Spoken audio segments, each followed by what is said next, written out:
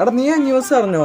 World ബാങ്കും നാസയും കൂടി ഒരു തീരുമാനം എടുത്തു. ഇനിയില്ലേ ആഴ്ചയിൽ 7 ദിവസമല്ല 8 ദിവസമാക്കാൻ പോവാ. 8 ദിവസോ? എന്തിനാ?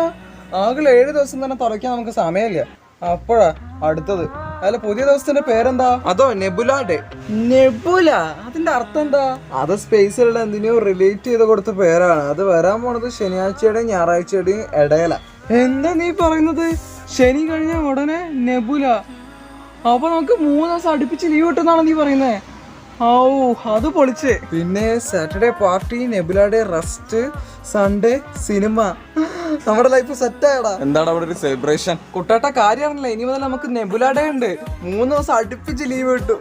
യെസ്. എടാ പൊട്ട, നീയൊക്കെ അത് വിശ്വസിച്ചു? എടാ 8 ദിവസം വന്നാൽ എന്തൊക്കെയാ സംഭവിക്കാന്ന് അറിയോ? എന്താ? ഒരു മാസം 4 മണ്ടയ്ക്ക് ഒരു 5 മണ്ടേ വരും. പക്ഷെ സാലറി കൂടില്ല, ജോലിയും കൂടും പഠിപ്പും കൂടും.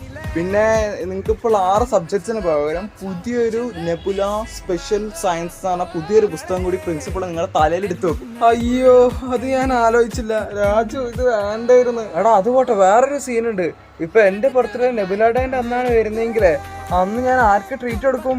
അന്ന് ബാങ്ക് പോലും തുറക്കില്ല. ഈ നെബുല ഡേയിൽ സ്പെഷ്യൽ ബിരിയാണി ഓഫർ ഉണ്ടാവുമായിരിക്കും അല്ലേ? പിന്നെ buy 1 get 1 on Nebula day എന്നായിരിക്കും. പക്ഷെ നെബുല നെയ്യപ്പായിരിക്കും കിട്ടുക. എടാ വാട്സപ്പിൽ മെസ്സേജ് വന്നു. ന്യൂസ് ആണോ? കൺഫേം ആയോ? അല്ല, സ്കൂൾ ഗ്രൂപ്പില് പ്രിൻസിപ്പൾ പറയുന്നു എക്സ്ട്രാ ഡേ വന്നാല് അവര് സൺഡേയും കൂടി ഓൺലൈൻ ക്ലാസ് വെക്കുന്നു. വേണ്ട, എനിക്ക് നെബുല ഡേ ഒന്നും വേണ്ട. ഞാൻ നാസേനെ ഒന്ന് വിളിച്ച് പറയട്ടെ രാജു, എന്നെ കൊണ്ട് പറ്റൂല. എനിക്ക് ഉള്ള 7 ദിവസം അത് മതി.